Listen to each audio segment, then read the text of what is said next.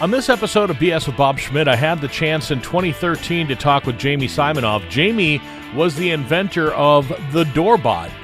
And if that doesn't ring a bell to you, I bet you that the words ring doorbells do. Jamie's DoorBot became the Ring, and Jamie was on Shark Tank back in 2013 when we had this conversation. The cool thing is you fast forward to the 200th episode of Shark Tank, and Jamie was one of the sharks. He's the first guy to go from a rejected contestant to a Shark Tank investor, and I did watch that episode as well. Jamie's journey from concept to creation highlights the complexities of entrepreneurship, and we have the opportunity to talk about that. So, Jamie, how tough was it for you to get on the show? We actually applied, I think us and 40,000 other people, and, got hit by some sort of lucky lightning strike to actually get on. Was it a long, drawn-out process to do that? It was, yeah. It actually really was. It was, there's an application process and a video thing, and then even once you're on, once they choose you to be on, they still film more episodes than they actually air. So even once you film and everything, you're not actually even guaranteed to make it to TV. So it's a really long process. So when you're walking out, do they help you plan? Like when you knocked, when you got to the door and you knocked rather than the doors opening up for you? Yeah, for mine, they actually did, do some, and I was actually the first, I guess this is, my 10 seconds of fame, but I was the first one to ever do a different entrance on Shark Tank. Really? Yep. Well, because out of all the ones that I've ever watched, you're the only person that didn't have the doors fling open for them, And then, and for them, that was it was a pretty big deal to try to change that up, to do something. They were, it was a sort of a big discussion, but it was the first time they've ever sort of done that. So standing there talking to these multi-bazillion-dollar heirs, yeah, what was that like?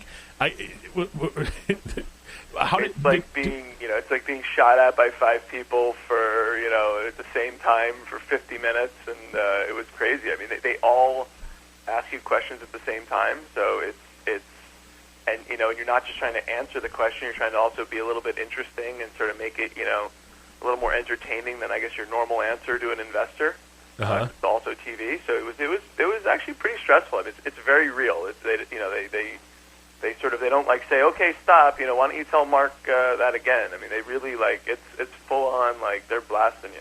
So when you're looking at their facial expressions when they cut together the program, I'm guessing that some of those facial expressions probably were from when somebody else was on, because it seems like they wear the same clothing for every single episode. Well, there's also they cut down your time. So I was on there for about 50 minutes. For 50? Yeah, for 50 being grilled, and I think they cut it down to 11 or something. Uh-huh. So I think some of those facial expressions also, when you see it sort of a little out of context, is probably from some other part of your episode. All right. So was there somebody that you went in there that you wanted to work with? I think everyone has the same. I think everyone would love to have Mark. Any tech guy would love to have Mark invest in their company. Right. I would have loved to have Lori with the QVC stuff and her sort of consumer electronics product background. Even Robert, I thought would have been interesting. I was kind of surprised, honestly, that we didn't get the deal. I was too. When I saw your product, I'm like, this is a really cool product. And then I actually looked up your product because it was, and to be honest with you, Jamie, it's one of the few that I've actually gone to, and I'm like, this is a product that I would like myself. Because a lot of times you see some of those products, you're like, oh, that's cool, but it's not cool for me. Your product is cool. That would be cool for me. And let's talk about it. It's the DoorBot, which is tell me about what it is that you invented.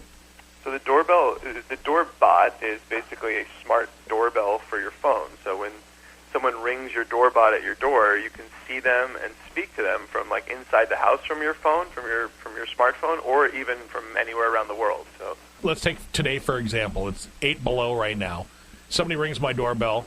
And I answer the phone, and there's palm trees behind me through my smartphone. Can they see that? No, so it's one-way video and two-way audio. So yeah, right. So it's not a full video conference. So you're going to see them; they're not going to see you. So Okay. Well, because I was wondering, so like, yeah, I'm indisposed right now. I can't get to the phone. You got palm trees behind you. You're sipping on a margarita or something, enjoying yourself, and these people are freezing. How did you come up with the idea of the DoorBot? So I actually we sort of had an office in the garage, and I just never heard the doorbell. I would miss all sorts of packages and people that were coming over, and was literally looking for the DoorBot. I mean, I went on and looked for it and realized it didn't exist. And when I realized it didn't exist, I said, you know what? I'm going to build it because I just this just needs to be out there. Are you an inventor? I am, yeah. So have you dabbled in other things that you've made that you've taken to market? Yeah, but mostly they've all been software products until now. So I've had a bunch of software companies. I invented this thing called Phone Tag that was taking voicemail and turning it into text so you could read it.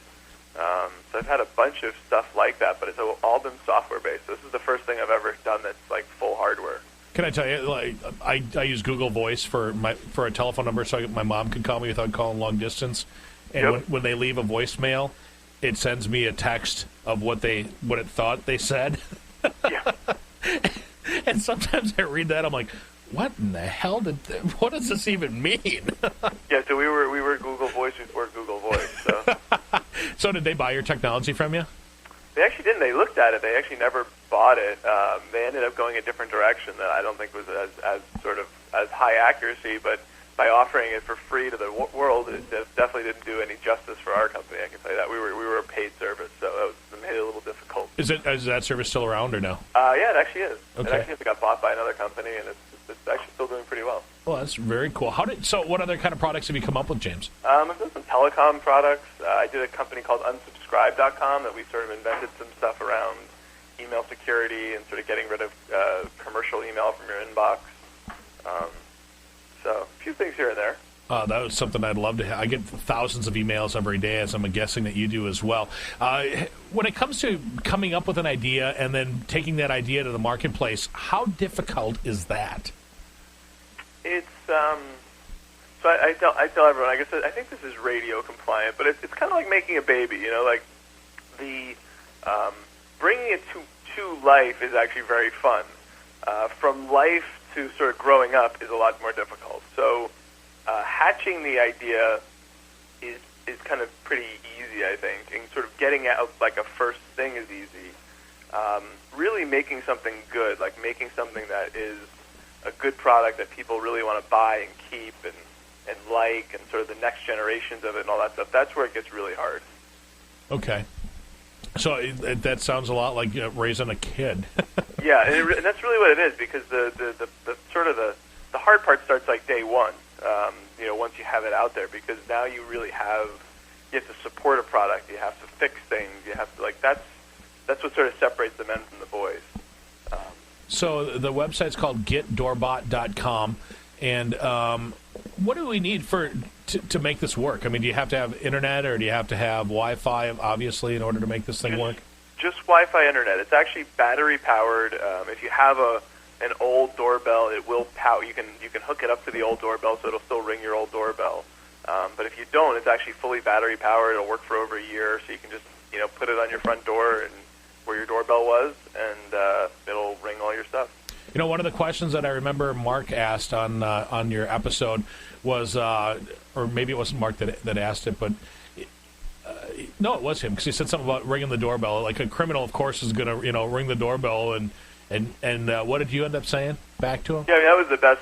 So Mark said, it's not like someone said something about security, and Mark said, well, it's not like the criminal's going to come up and ring your doorbell, and he's actually wrong. It's actually 90+% of home burglaries are done during the day when no one's home. They're non-violent criminals, and they're looking for opportunistic, to snatch something in your house and go. And so, we believe that DoorBot's one of the best, sort of security devices and prevention for burglary at home, because not only does it sort of prevent from someone, when they do ring your doorbell, that you can sort of say you're home, but it's also taking video of them and everything else. So I mean, it's sort of both. Oh, so it'll take video of it of your person as well? Yep. Oh, that's very cool. And how much video does it take, or can you set it to if somebody walks by to turn on and take video, or just when somebody pushes in the door? Not yet, but that's something definitely we're working on. Wow. To be able to come up with a solution to a problem like that, I envy you.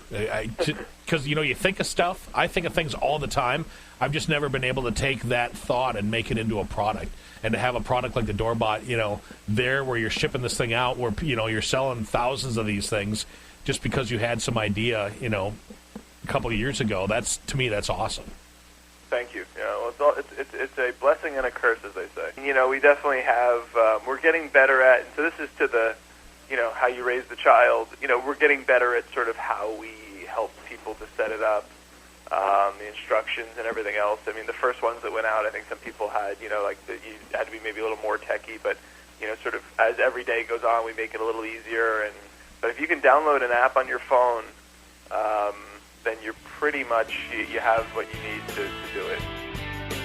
Thanks so much for listening to the BS with Bob podcast. Basically, it's just me pulling up the metaphorical bar stool and chatting with everyone from entertainers to educators to business owners to marketing gurus. People who've done cool things, survived weird stuff, and have a good story to tell. Please like, subscribe, and share the podcast.